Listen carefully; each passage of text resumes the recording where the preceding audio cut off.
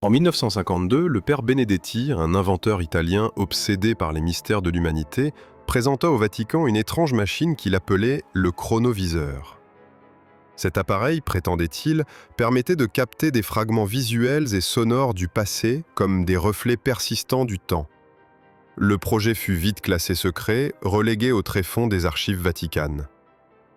Des décennies plus tard, Marc, un historien marginal passionné par les énigmes de l'histoire, parvint à récupérer des bobines issues de la machine. Un prêtre mourant lui avait confié ces reliques, le suppliant de ne jamais les visionner. Mais Marc, tenaillé par une curiosité insatiable, ne put résister.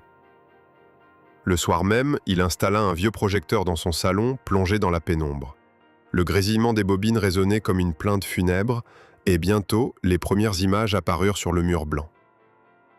Ce qu'il vit d'abord était fascinant. Des scènes banales de la vie quotidienne d'époque révolue, une place de marché médiévale, une procession religieuse du XVIIe siècle, un champ de bataille napoléonien.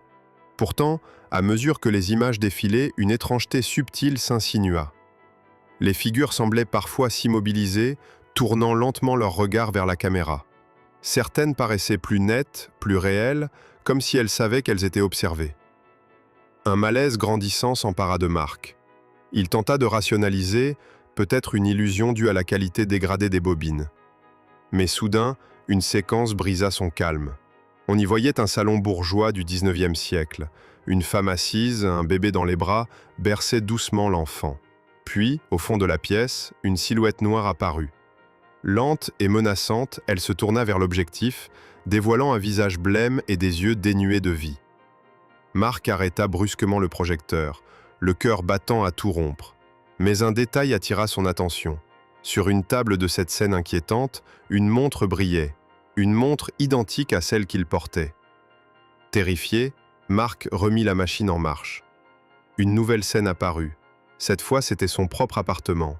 Lui-même, vu de dos, était assis devant le projecteur. Mais ce n'était pas l'image qui glaça son sang. Non, c'était l'ombre qui se tenait derrière lui dans la projection. Il se retourna lentement. Rien. Puis il vit le reflet dans l'écran noirci du projecteur. L'ombre était là, immobile, si proche qu'il pouvait sentir son souffle. Un hurlement déchira la nuit, suivi d'un silence éternel. Les bobines furent retrouvées par des enquêteurs quelques jours plus tard, sans aucune trace de Marc.